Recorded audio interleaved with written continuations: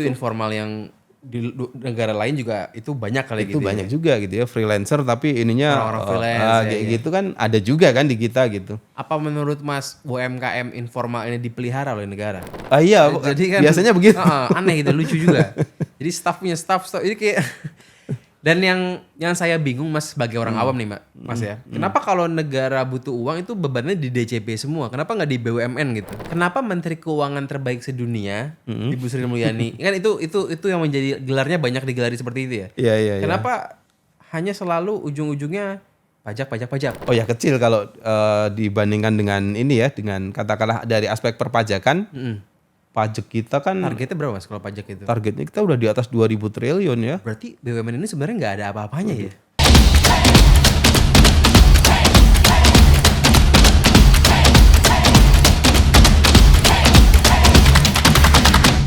Yo, welcome back di Retorika Show nih. Sekarang gue lagi kedatangan Mas Eko Listianto. Mas Eko ini merupakan peneliti Mas ya, ekonom Iya. dari Indef. Indef ini lembaga riset apa gimana Mas kalau Indef ini? Iya, lembaga riset independen ya, jadi swasta begitu, tidak di bawah pemerintah. Sudah lama, kita ini hampir 30 tahun ini ya. Seumuran saya berarti nih. Dari tahun 90-an berarti. Oh iya, tahun 95 didirikannya. Berarti kalau lembaga riset swasta gini yang hire itu kebanyakan perusahaan swasta kali yang butuh data. Semuanya ya, jadi kita kerjasama dengan pemerintah ya, dengan BUMN, dengan swasta juga ada begitu ya. Macam-macam lah gitu, ada lembaga internasional, bahkan juga kita ada riset-riset yang kerjasama dengan lembaga internasional juga begitu. Berarti kalau ekonom itu kuliahnya lebih ke ilmu ekonomi kali Mas ya? Ilmu ekonomi benar. Dibanding manajemen, dibanding akuntansi itu pasti ilmu ekonomi ya? Ya, kalau utamanya ilmu ekonomi ya, tapi karena Indef ini semakin berkembang, jadi sekarang kita juga, peneliti kita juga ada yang fokus di keuangan ya, ada juga di akuntansi pun juga ada, bahkan data scientist pun ada karena kita punya divisi big data sekarang. Kalau Mas Eko sendiri ilmu ekonomi? Aku sendiri ilmu ekonomi. Anak IE. IE lah ya benar. Berarti sama seperti Ibu Menkyu ya? Ibu Menkyu itu juga IE juga kan Mas ya? Iya IE, beliau setahu saya profilnya ya IE. Kalau Budiono dulu tuh juga IE juga kali Mas ya? IE juga. Orang IE tuh banyak emang top ya. Setahu saya IE itu memang paling susah kuliahnya di FE gitu ya. Dibanding manajemen kan masih banyak ngalor ngidulnya lah Mas kalau manajemen kan ya. Kalau IE itu udah hitung-hitungan gitu. Ya karena mikirin negara ya. Karena mikirin negara gitu. Nah, kita sekarang saya undang Mas Eko nih. Thank you banget udah datang Mas Eko. Kita mau ngobrolin soal yang lagi hangat nih Mas. Soal PPN 12%. Ini kan sebenarnya isu lama. Dari tahun lalu dari zaman Pilpres pun nih, zaman kampanye pun kita kan udah tahu bahwa PPN bakal naik 12% gitu kan. Benar. Sudah dikonfirm sama Menko Erlangga waktu itu kan. Iya. Karena emang udah amanat undang-undangnya gitu Mas ya. Cuma masalahnya kan jaraknya cepet nih Mas. Dari 11% ke 12% cuma setahun jaraknya gitu ya. Apa 2 tahun Mas ya? Iya 2 tahun lah. 2 tahun lah ya. Dengan kondisi sekarang kita tahu Donald Trump menang di Amerika. Dan kemungkinan besar dia akan memperkuat ekonomi domestiknya. Logikanya kan dolar bakal naik nih. Bakal menguat dibanding rupiah. Berarti kan kalau kita impor dari luar negeri bakal makin mahal, berarti kan harga akan naik, terus PPN naik. Itu kan double-double nih Mas. Itu pandangannya Mas Eko gimana? Iya, ya kalau kita kaitkan dengan situasi global katakanlah tahun depan ya memang itu salah satu, benar Mas Gamal ya, salah satu tantangan begitu yang akan dihadapi ya, tidak hanya Indonesia ya, tapi seluruh dunia juga begitu. Karena ini berlaku umum begitu, bahwa ya Donald Trump ini kan kita tahu track recordnya lebih kepada ke dalam gitu ya, atau inward looking gitu. Jadi belum dilantik aja dia sudah bilang mau ngasih tarif ke Cina ya 60% naikin itu. Jadi itu gambaran betapa nanti kemungkinan akan ada dinamika baru gitu ya dengan terpilihnya Donald Trump ini. Ya di sisi lain bagi kita ya, walaupun kalau soal tarif menarif itu biasanya dampaknya tidak langsung ke Indonesia karena Indonesia bukan mitra dagang utama Amerika begitu. Tapi kalau dikaitin dengan nilai tukar, ini menarik nih. Jadi memang akan ada hantamannya, memang benar gitu ya, karena biasanya kan Donald Trump karena dia lebih pertama semangatnya proteksionisme gitu ya, terus kemudian untuk bisa menggerakkan ekonomi domestik dia biasanya juga lebih memaksa pengusaha-pengusaha Amerika yang sudah go global itu untuk menarik investasinya, membangun ekonomi atau mendirikan pabrik di Amerika lagi gitu. Nah itu kemarin kelihatan sekali ketika memimpin di periode pertama begitu. Nah implikasinya ya dolar balik ke sana. Ya, tentu saja kalau bagi dunia usaha ya dengan situasi ya Indonesia ini dalam banyak aspek ya impornya besar ya termasuk industri terutama ya industri itu konten impornya tinggi kalau dolar banyak pulang ke negara asal rupiahnya bisa lebih volatile dan implikasinya ya tadi belum ada kenaikan PPN saja mungkin bahan baku itu udah naik gitu. Tapi impor kita ini meskipun bukan yang terasal dari Amerika tetap pakai dolar kan banyaknya Mas ya. Iya kalau sebagian besar ya kalau bayar impor biasanya pakai dolar gitu ya. Pasti Yang pakai dominannya. renminbi mungkin nggak banyak itu yang pakai yuan kan. Iya itu sangat sedikit dugaan saya ya. Berarti kalau kan meskipun kita signifikannya. bukan mitra dagang utama dengan Amerika tapi akan kena juga nih, berasa gitu Mas ya. Akan kena begitu ya. Jadi bagi Amerika kita bukan mitra dagang utama, tapi dolarnya bagi itu. bagi Indonesia Amerika itu mitra dagang utama begitu. Bagi kita ini bukan Cina, malah Amerika. Nomor 1 Cina, nomor 2 Amerika Oh, ya oke. itu ya 11-12 lah ya bolak-balik gitu Tapi aja. selain Amerika pun kita bayarnya pun pakai dolar juga kan. Pakai dolar Jadi juga, itu akan ya. berpengaruh secara langsung pasti Secara kan. Ya? langsung benar. Bahkan barang-barang buatan Indonesia pun akan kena juga karena mungkin spare partnya, bahannya itu ada impor-impor juga kali Mas ya. Iya, ya itu yang saya bilang tadi lokal impor konten. Jadi Kontennya itu iya, bahkan kontennya dolar ya. gitu kan pakai Misalkan bayarnya iya, gitu. bikin sesuatu itu pasti di dalamnya biasanya tetap aja ada bahan impornya begitu. Nah ini apakah sebenarnya pemerintah Indonesia nggak ada mitigasi untuk membatalkan rencana ini gitu Mas? Sebenarnya bisa keluarin perpu kan sebenarnya kalau pemerintah mah tuh bisa sebenarnya kan. Alasannya kan selalu bilang ya gimana udah terlanjur amanat undang-undang kan selalu begitu. Dengan kondisi Donald Trump menang nih maksudnya gitu kan. Iya. Ya kalau bagaimana cara secara hukum mungkin ahli hukum lebih tahu ya. Tapi yang sepanjang yang saya tahu ya kalau undang-undang mau dibatalin atau ditunda ya dengan undang-undang ya. Kalau cara cepatnya dengan perpu begitu ya. Nah tapi ya kalau sebetulnya kalau ada political will ya menurut saya sih bisa saja gitu ya mau ditunda begitu menunggu masyarakat atau konsumsi kita lebih siap. Ini sebetulnya yang dikeluhkan masyarakat ya dan juga mungkin kalau Indef sendiri juga kita hitung memang sepertinya dampak ke makronya itu cukup besar begitu penurunan ya maksudnya ya ke pertumbuhan ekonomi dan juga ke konsumsi sehingga ya kita menyarankan tunda dulu saja gitu karena ini kan ekonomi kita 3 triwulan ini trennya turun terus. Konsumsi itu sekarang sudah di bawah 5%. Padahal biasanya jadi ini ceritanya begini.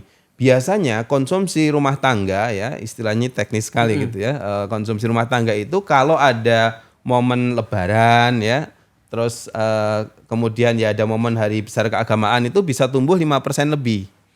Nah ini sudah kemarin itu triwulan pertama dan kedua itu sudah ada momen ada lebaran puasa dan lebaran ya ada Imlek sebelumnya ada pemilu ya 2 kali pemilunya. itu tidak mencapai 5%. Bahkan dengan kondisi tahun politik yang Iya. serentak-serentak ini juga nggak kena juga Mas ya. Walaupun mudiknya katanya rekor terbesar sepanjang Republik ini ada, tapi tetap saja gitu loh. Konsumsinya nggak nendang, maksudnya nggak seperti biasanya gitu. Karena tahun lalu ketika mudik tahun sebelumnya itu bisa tembus 5%, sekarang tidak. Itu berarti ada sesuatu yang salah nih dalam konsumsi Sekarang masyarakat. berapa nih Mas? Tipis-tipis di bawah 5% atau jauh di bawah 5%? Tipis-tipis ya 4,9293 begitu ya. Jadi tapi itu untuk angka yang ribuan triliun kan jadi itu besar nilainya sebetulnya. Artinya forecasting dari Mas Eko dengan PPN naik akan turun lagi nih. Konsumsi. Iya, dugaan kita sih turun ya. Kalau secara simulasi itu ada peneliti kami yang menghitung itu bisa turun 0,26% ya. Kelihatannya kecil ya. Dan itu besar, dan itu Tapi besar. itu besar sebetulnya kalau menyangkut angka yang ribuan Kadang kan triliun. pemerintah juga mungkin menyalahkan ini karena judul juga nih. Tapi itu kira-kira menurut Mas Eko akan lebih tinggi efeknya dari judul ini atau dari kenaikan PPN? Ya ini sebetulnya kalau mau dibandingin ya kan Iya. katanya judul itu menggerus perekonomian katanya sampai 900 triliun katanya ya begitu ya. Ya dugaan saya lebih signifikan kepada aspek PPN ini begitu karena ini kan kalau judul ini kan sebenarnya beda konteks ya karena judul ini kan adalah uang lari gitu kan yang kemudian tidak masuk dalam aktivitas ekonomi. Kalau PPN ini kan dampaknya langsung terasa begitu itu ditetapkan ya memang nanti kita harus membeli barang sebagian besar memang ya barang-barang itu nanti dengan harga lebih mahal begitu. Nah memang kalau di per item itu kelihatannya naiknya dikit, tapi kan kebutuhan kita juga bukan cuma 1-2 juga kan gitu ya banyak kebutuhan gitu kan. Ya karena kan kalau di TikTok nih Mas ya, kan ada narasi cuma 1%. Apa sih arti 1%? Tapi ada juga yang bikin narasi 1% itu setara dengan 9% loh kalau kita totalin kenaikannya. Jadi kalau Mas Eko tuh ngelihatnya kenaikannya ini perspektifnya gimana yang paling benar? Melihat kenaikan secara keseluruhan 9% dibanding sebelumnya atau 1% gitu kalau Mas Eko? Ya secara hitungan teknis ya 9% sebetulnya kenaikan realnya itu ya dari sebelumnya begitu, karena ada kenaikan. Dan kalau itu confirm dengan katakanlah hitung-hitungan target PPN dan PPNBM ya untuk 2025. Biasanya kalau saya lihat saya membandingkan dari tahun 2023 ya ke 2024, itu kenaikan target PPN dan PPNBM ini satu ini ya, tapi sebagian besar adalah PPN kok komponennya itu biasanya naiknya 50-an triliun lah gitu setahun itu ya. Tapi tahun depan itu ditargetkan naik 133 triliun. Berapa persen itu Mas? Ya itu mungkin persentasenya harus kita hitung, tapi gambarannya itu adalah naik sekitar 2 sampai 3 kali lipat dari tahun sebelumnya. Dengan target yang lebih tinggi itu tentu DJP ya, Direktorat Jenderal Pajak itu kan harus nyari nih dari mana gitu kan. Ya salah satunya kan mungkin dengan kenaikan PPN ini gitu, itu bisa menambal target tadi begitu kan. Berarti ini sesimpel memang negara sedang butuh uang. Iya, saya melihatnya begitu gitu kan.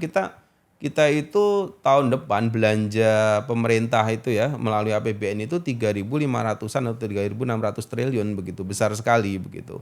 Sementara ekonominya sedang melambat, kan harus dicari nih yang kira-kira fresh money apa yang bisa cepet. Apalagi dengan kondisi sekarang belanja pegawai pasti makin tinggi Mas di APBN ya.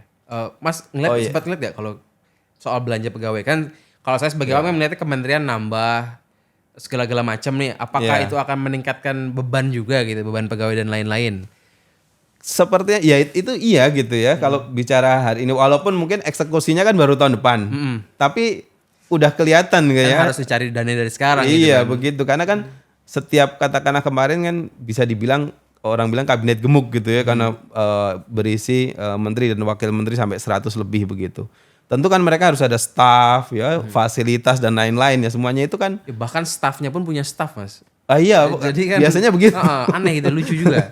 Jadi staff punya staff. Ini kayak dan yang saya bingung Mas sebagai orang awam nih Mas ya. Kenapa kalau negara butuh uang itu bebannya di DJP semua? Kenapa nggak di BUMN gitu? Gini ya, karena tugas penerimaan negara ya itu memang di Kementerian Keuangan ya, Direktorat Jenderal Pajak dan Bea Cukai begitu. Kalau yang melalui BUMN bukan berarti mereka nggak kontribusi ya, mereka harus cari uang lah gitu. Iya, keuntungannya itu disalurkan lewat namanya dividen. Jadi ada itu dividen dari BUMN ke pemerintah, setoran tiap tahun tuh ada. Gede ya. Mas? Gede, 80-an triliun ya setahun itu ya. Tapi untuk semua BUMN ya, BUMN kita mungkin sekarang mungkin ada 70-an ya atau berapa gitu. Tapi ya lumayan, ada sekitar 15 yang bisa bertelur terus gitu ya. Jadi menghasilkan penerimaan buat negara begitu. Jadi ada seperti itu. Tapi 80 triliun itu kecil kan dibanding target DJP Mas ya? Oh ya kecil kalau dibandingkan dengan ini ya, dengan katakanlah dari aspek perpajakan. Pajak kita kan targetnya berapa Mas kalau pajak itu? Targetnya kita udah di atas 2.000 triliun ya. Berarti BUMN ini sebenarnya nggak ada apa-apanya ya? Dibilang kontribusinya buat negara dibanding pajak gitu. Kan dia ada kontribusi dividen langsung ya tadi, misalkan katakanlah ya mungkin sekarang target tahun ini kalau nggak salah 80-an 3 triliun gitu ya. Terus ada dari pajak dia ya sebagai wajib pajak lah gitu ya, sebagai korporasi wajib pajak itu ada lagi gitu. Jadi itu di luar dividen ya, ada lagi ya. Kalau dibilang signifikan atau enggak ya saya rasa signifikan ya, cukup signifikan, apalagi dari bank, dari Pertamina ya yang gede-gede itu. Tapi sebagian besar masalahnya rugi. Kalau rugi kan nggak membayar pajak.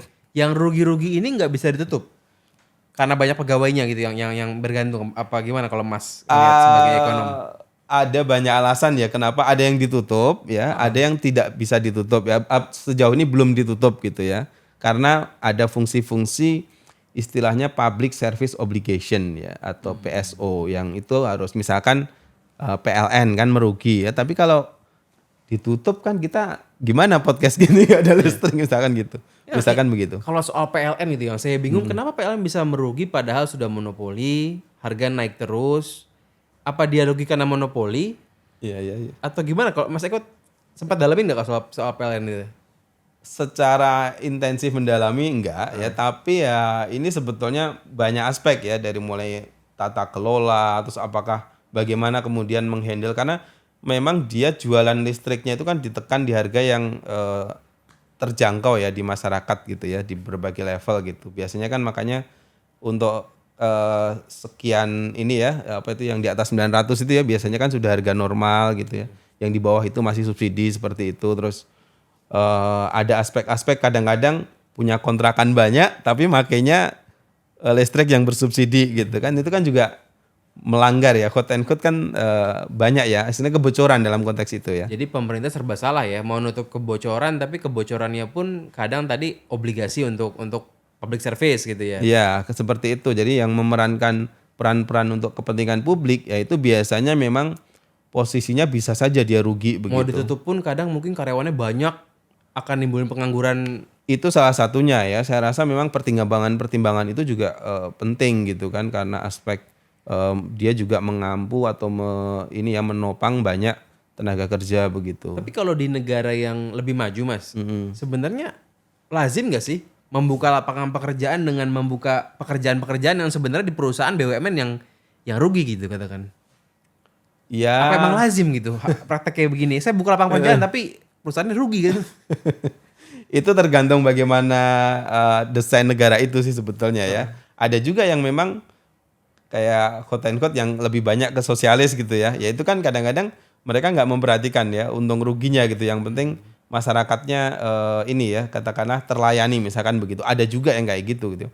Tapi kalau di kita itu sebetulnya BUMN sendiri itu ya memang ada peran-peran PSO, tapi juga ada yang bisa menghasilkan keuntungan gitu. Jadi tidak didesain semuanya PSO, enggak gitu ya. Mereka tetap kompetisi mencari keuntungan, itu juga ada begitu. Kalau Garuda itu masuknya PSO bukan Mas? Bukan, kalau itu Tapi rugi. benar-benar ya tapi rugi.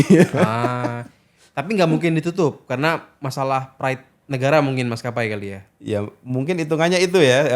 Sejauh ini kan Merpati pada akhirnya ditutup ya waktu itu ya. Merpati Airlines ya. Tapi yang Garuda kan dipertahankan. Karena ini terakhir kali ya. Maksudnya nggak ada lagi selain Garuda ya. Iya mungkin kan saya rasa aspek pride itu penting ya. Menurut saya itu mungkin yang jadi bagian gitu. Kenapa kok ini rugi-rugi melulu tapi dipertahankan ya. Tetap dapat penyertaan modal negara begitu. Yaitu karena ya ini satu-satunya maskapai BUMN yang dipunyai Indonesia gitu. Kalau balik ke PPN nih Mas, saya kan juga sempat dengar di undang-undangnya itu sebenarnya 12% ini bukan end game-nya nih. Kan ada yang saya dengar tuh batasnya sampai akan 15 gitu. Tapi waktunya nggak ada kan? Kapan-kapannya nggak ada kan Mas ya? Nggak ada yang sampai Tapi mungkin terjadi. mungkin terjadi. Kalau 15 itu kan berarti ibarat kita beli rumah tuh akan berasa banget Mas ya? Oh iya. 15 tuh beli rumah tuh berasa banget loh Mas. Iya. 11 aja berasa gitu. 10 saya beli rumah zaman 10% itu saya udah sakit hati Mas. Iya iya. Ini kok banyak banget ya. Nanti kalau 15% tuh gimana Mas? Itu bakal lebih pasti kan industri properti akan lesu. Iya, Industri otomotif akan lesu. Ya kecuali mobil listrik kali ya dia akan disubsidi kan jadi PPN-nya. Jadi gini Mas Gamal ya. Jadi soal besarannya itu sebetulnya bergantung juga bagaimana kemudian pemerintah itu bisa membuktikan bahwa pajak-pajak ini efektif untuk pendanaan begitu, untuk belanja-belanja yang sifatnya memang punya impact ke masyarakat begitu. Jadi ini yang kadang-kadang kan tidak balance ya. Jadi yang satu kita terus katakanlah ada rencana-rencana kenaikan seperti ini ya, tapi di sisi lain penegakan hukum, pemberantasan korupsi dan lain-lain itu masih jalan gitu. Nah, 15% itu sebetulnya angka-angka yang quote and quote cukup normal untuk negara-negara OECD. Kita belum masuk ke sana ya. Tapi beberapa negara menerapkan itu gitu ya. Sebanyak itu. Sebanyak itu gitu. Tapi kan beda ceritanya. Mereka sudah ya aspek pajaknya, governance-nya, tata kelolanya udah bagus gitu. Informality atau sektor informalnya kecil gitu. Nah, di kita kan beda. Sebagian besar justru Di kita ini berapa sih Mas? sektor informal itu lebih mendominasi. Jadi Mayoritas. 60% ekonomi Indonesia itu besar banget ya. ditopang oleh sektor yang informal begitu besar banget. Sehingga ya tax ratio-nya hanya 10% itu. Itu masalah utamanya mungkin. Salah satunya itu gitu. Jadi kan nggak mungkin hanya sektor informalnya lebih dominan tapi kita narik pajak segede itu misalkan gitu ya, atau PPN sampai Kalau informalnya diformalkan untuk bayar pajak itu solusi menurut Mas? Itu salah satu untuk istilahnya memperluas tax base-nya. Jadi kan kalau dia sudah jadi sektor formal, ada kemungkinan kan nanti kalau dia untung bisa bayar pajak kan gitu.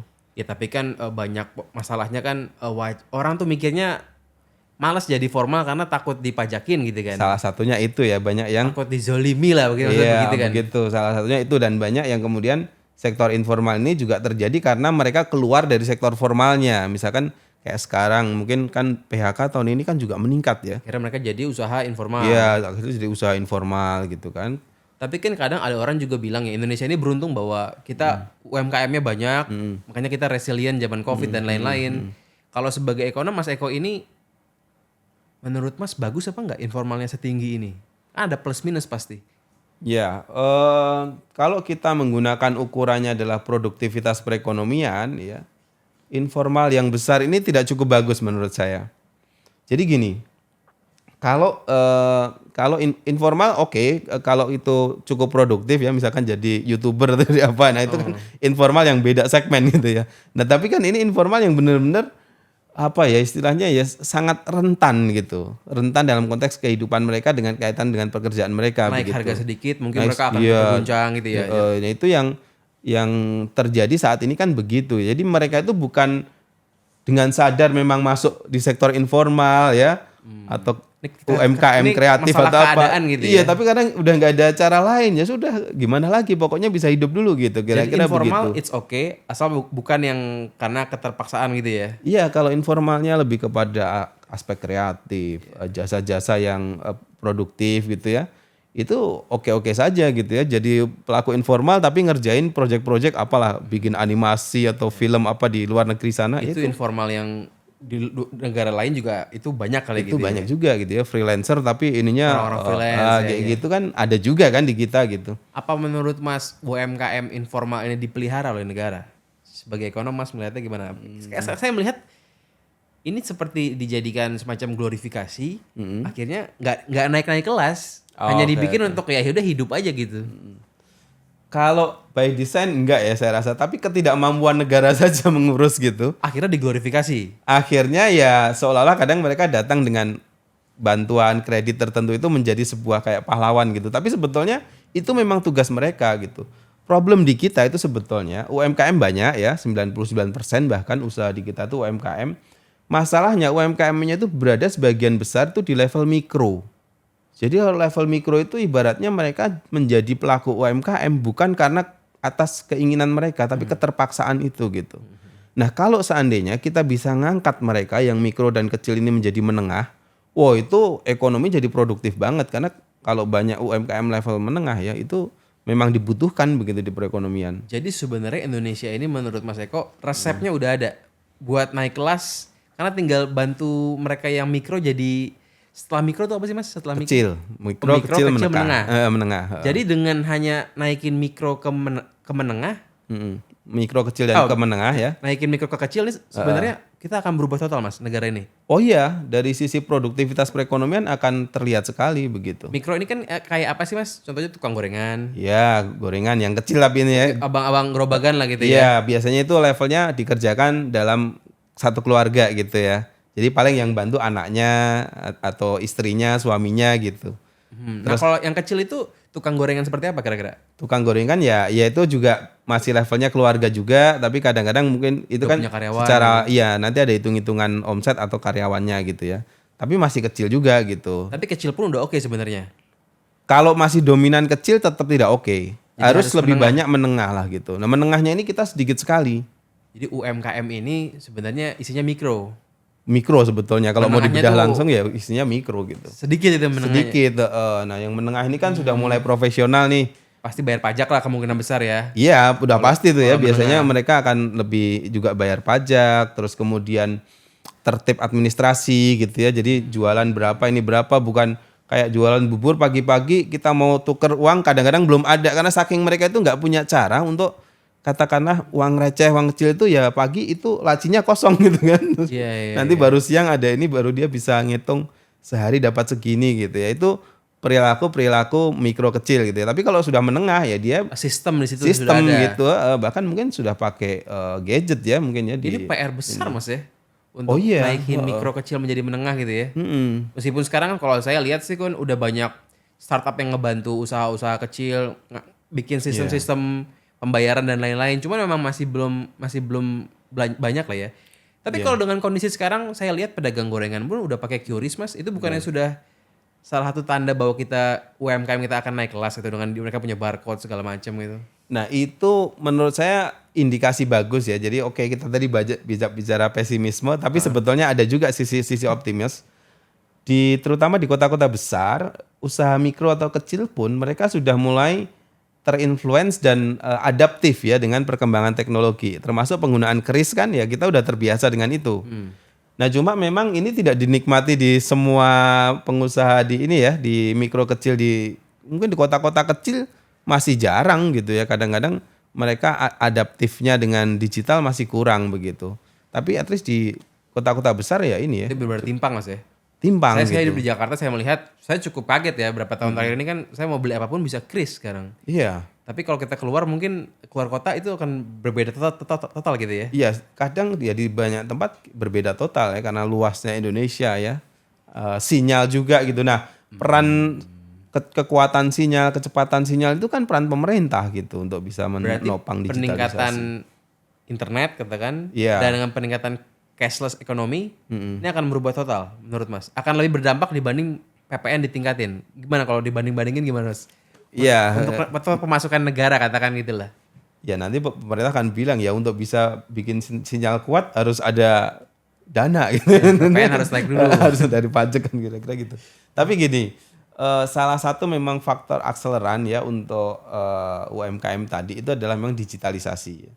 Cuma untuk mikro dan kecil itu tidak cukup hanya dikasih sinyal sama pembayaran digital itu tadi terus kemudian bisa tumbuh. Enggak ya, mereka memang masih butuh dilatih ya. Butuh gini loh cara packaging yang benar, gini loh cara jualan online. Bukan sekedar saya sudah daftar di platform online ya terus laku. Ya belum tentu laku karena dia ada strategi-strategi jualannya juga begitu kan. Nah, itu yang peran-peran pemerintah sebenarnya penting di situ ya. Terus kalau dikaitkan dengan PPN tadi ya tentu sebetulnya kenaikan PPN sudah pasti itu akan menggerus profit mereka ya, menggerus jualan omset mereka begitu. Itu kelihatan lah dari fenomenanya begitu. Nah, ya kemudian terus gimana pemerintah bisa menyediakan layanan internet lebih baik gitu ya kalau tidak menarik pajak kan kira-kira gitu.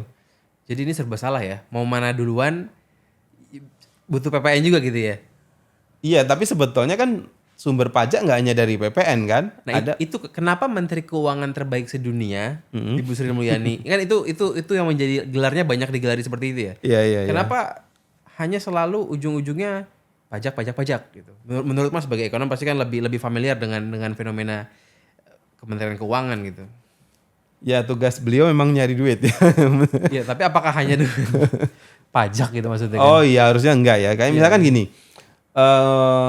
Salah satu yang menurut saya bisa lebih dieksplorasi lebih jauh ya oleh pemerintah itu kan misalnya pemajakan terhadap sumber daya alam yang diekspor. Itu kan ada namanya pungutan ekspor. Sekarang rendah. Ya levelnya masih rendah untuk kita ya, terutama misalkan yang ekstraktif. Let's say batu bara misalkan gitu ya. Pemajakan terhadap batu bara masih rendah menurut saya gitu. Padahal kita katanya mau lebih environmental friendly dan sebagainya gitu loh. Ini masalah politis kali Mas ya. Karena mungkin saya nggak enak ngomongnya, tapi mungkin yang membuat peraturannya ya mungkin takutnya kan konflik juga gitu kan. Iya, itu adalah tugas pemerintah bagaimana menempatkan kepentingan umum di atas kepentingan pribadi maupun golongan kan begitu. Kan kita tahu kalau impact dari PPN ini sangat luas ya, kenaikannya cuma 1% katanya gitu ya. Tapi implikasinya luas di tengah kondisi konsumsi lagi melambat. Nah, kalau kemudian kita balik nih, yang sudah kaya gitu ya, terus gantian lah gitu yang bantu juga pemerintah kan gitu. Dan itu kan ada instrumennya gitu loh. Itu salah satu yang mungkin bisa dielaborasi lebih jauh ya, pemajakan terhadap super kaya, terus kemudian windfall profit ya, itu kan ada dinamika di mana kadang harga komoditas itu kan cukup tinggi ya, di luar aspek fundamental permintaan, kadang-kadang cuma karena geopolitik atau sesuatu itu bisa naik tajam. Nah, itu commodity boom gitu kan. Nah, itu kan windfallnya atau kenaikan penerimaannya kadang-kadang pajaknya rendah juga gitu loh. Nah, itu kan sebetulnya bisa diterapkan model-model begini yang bisa kemudian menjadi pundi-pundi penerimaan ya. Belum lagi misalkan istilahnya tax effort ya, atau lebih keras lagi berusaha untuk membuat katakanlah lebih digitalized, lebih patuh begitu. Itu juga bisa memberikan penerimaan gitu untuk budi-budi APBN begitu. Jadi itu sudah dilakukan atau belum ya? Dugaan saya sebagian besar belum cukup optimal gitu dilakukan. Nah, kalau modal-modal asing itu juga akan membantu kan Mas sebenarnya? Katakan misal Apple sekarang sedang dipaksa nih, lagi diancam nggak boleh jualan kalau nggak bikin sesuatu di Indonesia. Itu akan membantu juga sebenarnya Mas, kalau terjadi gitu. Kalau kita bicara konteksnya pertumbuhan ekonomi, ya salah satu memang kita perlu modal dari luar ya. Lapangan pekerjaan dibuka itu ya. Gitu ya. Karena kalau hanya mengandalkan dari domestik ada tapi tidak cukup gitu. Untuk mengejar kan kita punya target bukan 5% ya, tapi 8. ya bahkan sampai 8%. Makanya Itu impossible. ya tidak ada kata impossible ya, tapi sulit untuk katakanlah dalam 3 tahun ke depan atau 5 tahun ke depan tumbuh segitu sulit. Makanya untuk ya pemimpin kan istilahnya apa ya, berusaha untuk supaya yang dibilang sulit oleh orang-orang itu memungkinkan gitu. Makanya mungkin salah satu langkah kemarin presiden banyak tur ke luar negeri itu salah satunya kan memang membidik investasi yang besar masuk ke sini, dugaan saya begitu ya. Untuk membalikkan keadaan yang sulit tadi menjadi tidak sulit ya. Tapi kan ya kita nanti lihatlah ya bersama dengan track recordnya kira-kira apakah benar investasi yang ratusan triliun komitmen itu akan masuk atau tidak gitu. Tapi memang kita perlu. Berarti ini keapikan geopolitik kita nih ini akan berdampak langsung sebenarnya ya kepada kehidupan sehari-hari bahkan untuk orang biasa gitu. Bagaimana presiden bisa jago untuk berdansa tuh di antara negara-negara global gitu Mas ya. Oh iya, jadi karena tadi kita kalau mau tumbuh tinggi tidak cukup hanya modal dalam negeri gitu ya. Contohlah misalkan Korea Selatan ya, salah satu negara yang sekarang sudah jadi negara maju, merdekanya hampir bareng dengan kita gitu ya. Mereka sudah melejit sekarang, bahkan budayanya dinikmati ya oleh Gen Z, milenial sekarang ini. Itu juga memanfaatkan FDI atau investasi asing. Semua negara begitu Mas. Rata-rata negara yang bisa jadi negara maju memang ya ada ini ya peran dari Foreign direct karena dia harus mengakselerasi ekonominya kan gitu. Tapi ya kemudian jangan sangat bergantung ya, artinya kalau nggak ada itu nggak bisa tumbuh. Nah itu jangan juga gitu. Ya kalau saya lihat Prabowo itu kan sebenarnya juga ingin meniru Korea, sedikit banyak ingin meniru loh ya, dengan ngebuat mobil maung segala macam itu. Kalau ngomongin ekonomi Korea yang katanya itu kan berpusat pada oligarki, itu menurut Mas Eko cocok buat Indonesia? Caibol itu ya. Caibol itu. Ini langkah tepat nggak sih maksudnya kita bermain dengan cara itu? Oke ya.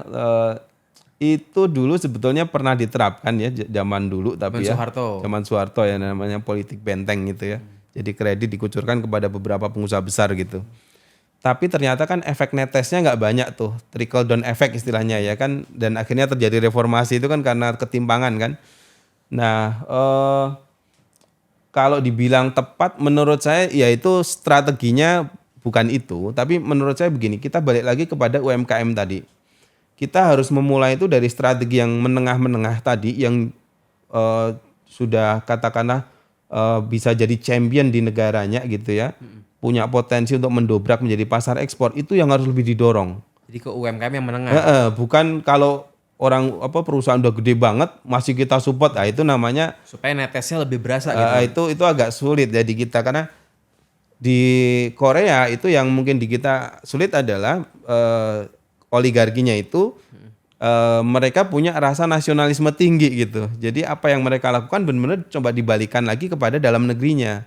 Nah di kita kan tidak. Begitu udah kaya jadi super kaya, uangnya ditaruh di luar negeri. Nah kan repot nanti, yang akhirnya yang tumbuh negara lain, yang tumbuh nanti Singapura, yang tumbuh Swiss atau negara-negara lain. Nah supaya tidak terjadi itu, mulailah dari yang tengah. Jadi kelas-kelas menengah itu, UMKM level menengah itu yang lebih disupport. Tapi dia harus champion ya, jadi bukan karena dia besar karena kredit-kredit yang istilahnya ini ya, sekedar hanya untuk bertahan hidup gitu. Tapi yang sudah punya, misalkan sudah bisalah ini nembus ekspor di misalkan Eropa atau mungkin di Middle East gitu-gitu ya. Nah itu disupport. Jadi kita harus membuat UMKM menengah ini nggak jadi UMKM lagi sebenarnya gitu ya? Iya seperti itu. Nanti kan lama-lama dia jadi usaha besar. Nah kalau kalau memulai dari mikro kan susah juga gitu. Panjang perjalanannya Mas. Ya mikro itu ya dibantu lah kira-kira gitu. Tapi yang sudah agak bisa didorong dengan stimulasi sedikit dia bisa jadi katakanlah akseleratif ya, bisa nembus pasar global itu lebih diutamakan. Sebenarnya strategi itu menurut saya kalau untuk negara sebesar Indonesia Lebih akan lebih pas. jalan, lebih pas gitu. Iya, yang saya lihat gini Mas, kalau saya sebagai orang awam nih Mas ya, dengan dana yang ada untuk bantu UMKM, secara popularitas akan lebih bagus untuk bantuin yang Kecil. mikro-mikro ini, karena Bener. banyak jumlahnya kan. Bener. Sementara menengah ini kan cuma berapa sih? Satu menengah itu kan butuh dana yang lebih banyak dibandingkan 10 mikro gitu ya. Iya, iya. Ini lagi-lagi masalah politik lagi ya Mas ya. Iya, karena kalau berpikirnya politik itu nggak jadi membangun. Pencitraan aja gitu. Pencitraan. Politik lagi ya nggak akan membangun gitu. Jadi emang ini jadi dari mana nih Mas? Dari mana sebenarnya harus kita mulai sebenarnya gitu kan? Dari mana mulai kita awal pembicaraan tadi tentang PPN. Ya, menurut saya begini, eh penundaan PPN itu kan bisa mempengaruhi bagaimana nanti menjaga ekspektasi tahun depan. Jangan lupa loh, secara politik itu ya kita itu pemilunya damai gitu ya. Ini mudah-mudahan nanti pilkada bentar lagi ini juga berjalan lancar. Terus banyak pemimpin-pemimpin baru level nasional dan daerah itu sebenarnya ada optimisme di dalam ekonomi ya. Tapi ini baru berupa potensi kan begitu. Nah, untuk bisa mendorong nanti punya efek bagus ke ekonomi, ya tentu awal-awal mereka memimpin itu kan tentu adalah suatu situasi konsumsi yang quote unquote ya cukup bergairah kira-kira kan begitu harusnya.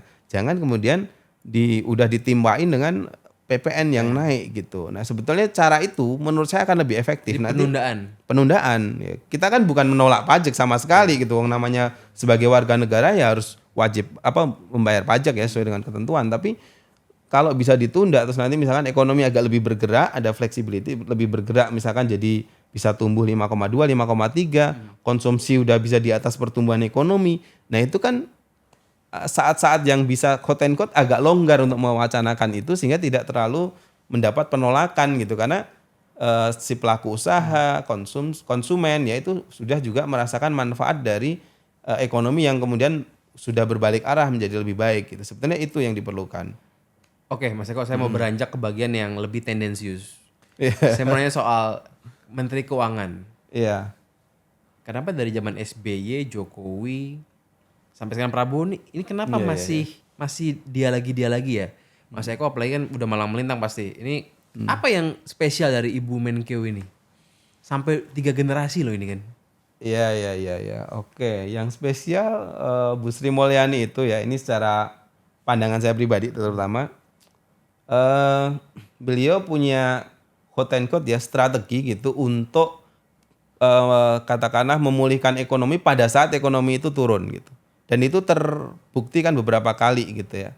Waktu katakanlah misalkan sempat ada krisis global, subprime mortgage gitu ya. 2009. Itu juga ekonomi kita turun tapi tidak sampai resesi kan ya. Jadi dari Bukannya itu ketolong komoditi boom, Mas?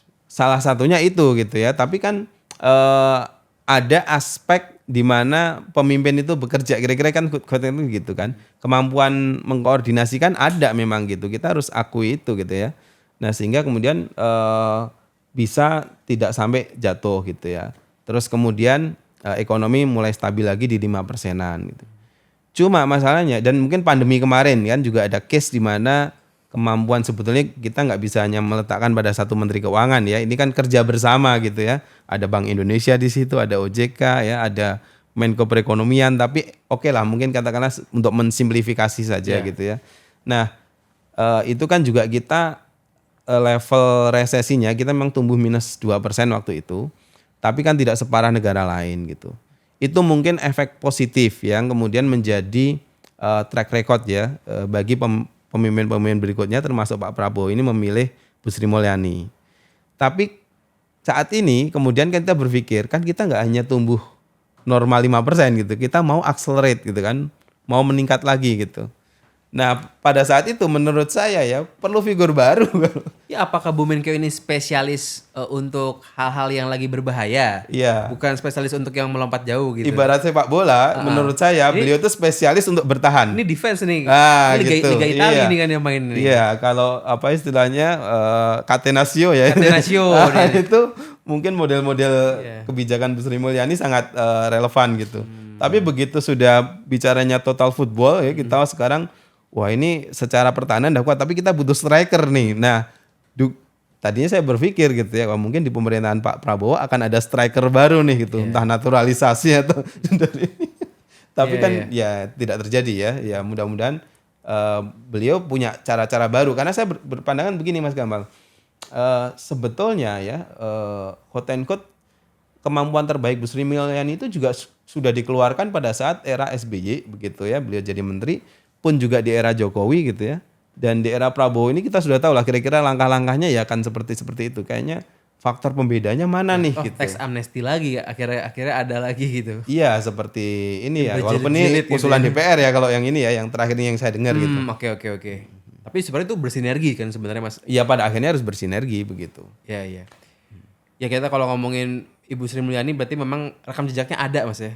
Ada begitu dan satu lagi ya. Pergaulannya juga mungkin Iya pergaulan jadi nilai kali ya. internasional. Saya rasa itu bagian dari ini ya poin yang mungkin bisa ini ya selling pointnya ke presiden. Dan satu lagi di transisi dari Pak Jokowi ke Pak Prabowo itu kan mungkin presiden baru kita ini juga butuh stabilitas gitu kan, tidak pengen ada goncangan-goncangan. Kalau orang baru kan memang kadang kalau nggak diterima pasar, itu bisa langsung apa itu terrekod dari indikator jangka pendek ya, nilai tukar, IHSG gitu IHSG gitu. Nah itu mungkin yang dihindari ya Itu sehingga bagaimana sih Mas logikanya Menkeu-nya siapa akan berpengaruh ke IHSG itu dari kebijakannya atau gimana? ya mereka akan lihat dari kebijakannya dan track recordnya juga gitu. Nah kalau misalkan yang ditaruh adalah orang yang belum punya quote and quote pengalaman internasional atau belum pernah menduduki menteri apa yang kira-kira relevan dengan bidang ekonomi kan kadang-kadang juga ada aspek ketidakpercayaan dari pasar kan. Nah itu mungkin yang mau dihindari sehingga memilih quote and quote orang lama ya gitu. Tapi sekarang orang lama ini kan Menkeu ini kan diperkuat langsung di bawah presiden gitu Mas ya. Ya Mungkin bisa ada gaya baru kali ya dengan perombakan struktur ini gitu. harapannya begitu ya. Harapannya meskipun orangnya sama-sama juga. Walaupun saya nggak begitu yakin karena kan ini cuma dimensi kecil dari tata kelola ya. Yang diperlukan kan kalau mau akselerasi ya mungkin ya faktor penyegaran itu penting ya. Walaupun tentu kita harus lihat ya kan Bu Sri Mulyani juga istilahnya ditambah ya kekuatannya itu kan wamennya aja ada 3 gitu kan. Ya wamennya pun 3 ya. Iya kan itu. Itu menurut Mas Eko perlu ada sebanyak itu wamen gitu. Tentu saya yakin ya itu sudah dibicarakan dengan Bu Sri Mulyani menterinya ya. Karena kan ada kebutuhan gitu kan berarti kan ya kalau untuk ngurus sebesar Kementerian Keuangan ya perlu gitu. Tapi apakah efektif atau enggak kita lihat ya tentu dengan penambahan wamen ya tentu harapannya kan targetnya juga lebih tinggi kan gitu. Nambah orang masuk targetnya cuma 5%-an doang kan ya apa ininya gitu ya. Tapi kan alasannya dengan kondisi geopolitik Mas. Lagi ada perang di Middle East. Sebetulnya gini Mas Dimana-mana. Gamal ya, kalau mau bicara soal ketidakpastian global, kapan sih global itu pasti kan sepanjang hayat ya tidak akan pernah pasti. Geopolitik itu ya tensinya akan memanas terus. Cuma memang ada kadar tolerannya ya. Kadang-kadang kalau sudah sampai pecah perang kayak Rusia Ukraina ya oke lah itu memang Mungkin faktor Jokowi periode geopolitik. pertama tuh cukup stabil kali ya. Iya, dalam konteks geopolitik kan Karena beda kan ya. karena Cina Amerika itu baru manas Jokowi periode kedua gitu ya. Iya, Jadi benar. Jokowi periode pertama cukup stabil sebenarnya ya. Terus ada pandemi ya. Sekarang ada pandemi, geopolitik segala Terus macam. ada perang ya. Pandemi selesai ada perang ya. Memang tantangannya lebih berat. Kita mau masuk ke bagian akhirnya Mas Eko. Kita mau flashback sedikit ke Pak Jokowi. Mas Eko sebagai ekonom nih melihat kira-kira kebijakan pembangunan yang bisa dikatakan masif dan gila-gilaan itu gimana buat Indonesia jangka panjang ke depan? Apakah benar-benar bakal bisa ningkatin ekonomi kita atau malah membebani dengan hutang-hutang gitu? Oke, di era Pak Jokowi kalau bicara track record ya dari pembangunan, kalau saya melihat memang pembangunan di infrastruktur, di hard infrastruktur ya, infrastruktur keras lah ya, jalan, jembatan segala macam itu. Nah, itu kelihatan lebih masif gitu ya, lebih banyak lah dilakukan gitu. Tapi apakah ini kemudian berimplikasi ke ekonomi yang lebih bagus? Belum kelihatan ya dari angka makronya. Belum, Mas. Pertumbuhan belum. Pak Jokowi itu dari era dilantik 2014 sampai selesai tahun ini gitu ya, pertumbuhan ekonomi 5%-an doang. Lintas Jawa, lintas Sumatera. Iya, heeh.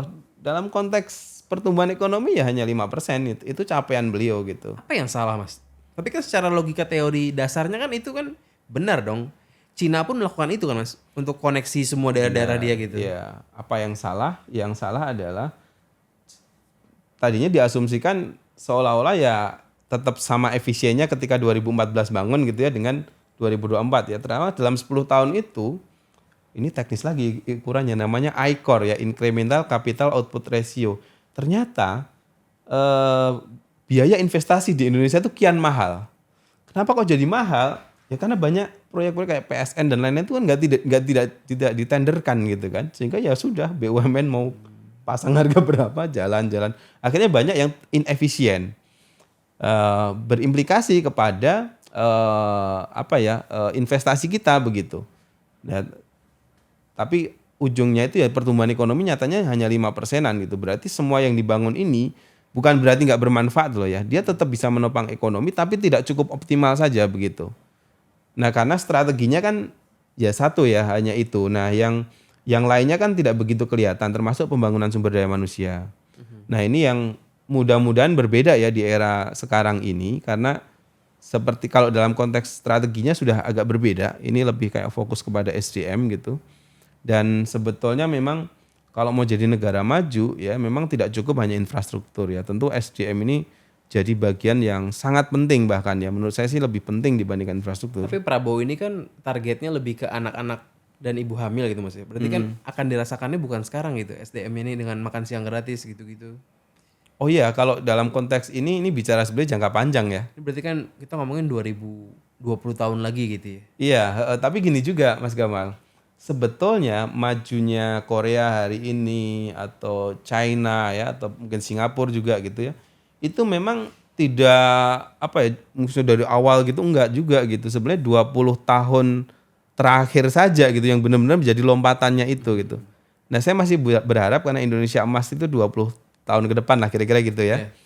Itu dengan memulai merubah strategi ke SDM ini punya impact nanti gitu. Ketika anak-anak ini nanti sudah jadi remaja dewasa dia punya intelektualnya lebih bagus gitu. Jadi memang mungkin dari dasar gitu ya. Kita pengennya sudah dari gurunya, dari ininya ya, dari hal-hal yang langsung ini tapi mungkin dasarnya memang EQ-nya dulu diperbaiki, gizinya diperbaiki itu akan punya impact kan begitu. Kita hanya bisa optimis, Mas ya. Saya rasa pilihannya cuma optimis gitu ya, walaupun angka-angkanya tidak mengarah ke situ sejauh ini belum ke situ ya, gitu. Terakhir banget nih Mas, saya penasaran aja. Terakhir sempat ramai soal Sritex. Oh, oke. Kan sempat dibilangnya pilot atau enggak ya? Pilot ya. tadi. Akhirnya kan diselamatkan gitu ya oleh pemerintah. Itu too big to fail, Mas. Apakah dia terlalu besar untuk dia gagal gitu? Iya, saya rasa alasannya itu ya. Karena ini kan swasta sebetulnya ya. Swasta tapi kalau dia sampai tumbang ini benar-benar domino efeknya gila-gilaan kali Mas. Gila-gilaan gitu. Jadi itu yang saya rasa ya keputusan pemerintah kalau ini kan sudah ya itu keputusan politik juga gitu kan termasuk biaya-biayanya kan gitu. Apa yang akan terjadi one day misalnya gitu ya.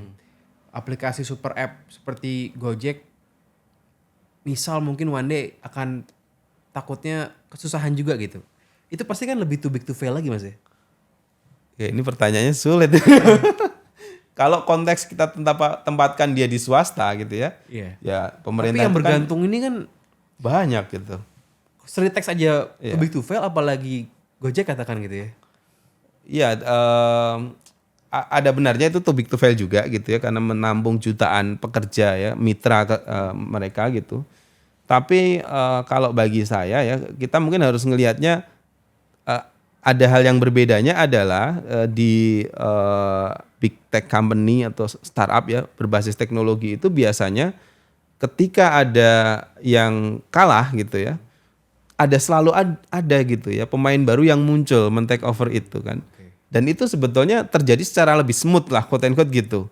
Dibandingkan seperti Street Tag gitu kan, itu yang membedakan. Sehingga menurut saya pemerintah juga jangan kemudian langsung terlalu jauh gitu ya, pengen nyelamatin ini nyelamatin itu, ya nggak begitu juga gitu. Kalau kemarin industri tekstil ini beda case, ini di sektor real banget, pekerjanya ada ya yang benar-benar sudah ini, terus ada problem di situ. Nah kalau yang ini kan biasanya mereka itu kalah kompetisi atau ada aplikasi baru yang menawarkan berbagai inovasi gitu ya, mereka tergeser oleh itu.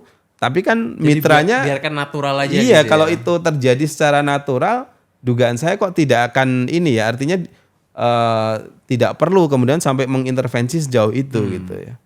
Kira-kira begitu. Oke, kalau gitu cukup jelas sih Mas. Berarti benar kalau itu ya pasti ada, nanti ada yang lain-lain pasti akan muncul, nggak mungkin kosong pemainnya ya. Iya benar, ini pembukaan kita ya. Di ilmu ekonomi, perusahaan itu masuk berganti itu hal biasa gitu lah di sektor swasta itu ya. Pada saat kita podcast ini ada perusahaan baru dibikin, ada juga perusahaan baru tutup gitu. Itu hal biasa sebetulnya begitu.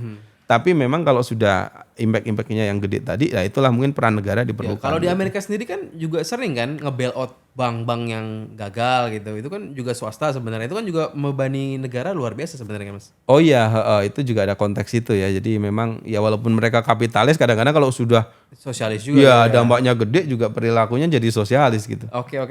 Mas Eko seru banget. Terima kasih kita ngomongin soal PPN nih ya. Nggak bisa dipungkirin ya, mau pekerjaan kita apapun kita akan berasa juga nih, kita ke supermarket, ke minimarket, beli rumah, beli HP, semua akan kena. Semoga cukup menjawab. Kalau mau diskusi lagi silakan komen di bawah, nanti kita saling diskusi lah. Sama yang nonton, saling komen-komenan. Dan mungkin nanti nextnya 2025 optimis? Saya realistis aja lah. Dibanding 2024, akan lebih bagus mana menurut Mas? 24, 25, akan lebih bagus mana? Dugaan saya sedikit lebih bagus 2025 lah gitu, karena kalau begitu. ada hal-hal baru lah. Mantap lah kalau gitu. Oke, sampai ketemu lagi. Jangan lupa di komen, like, and subscribe. Sampai jumpa lagi.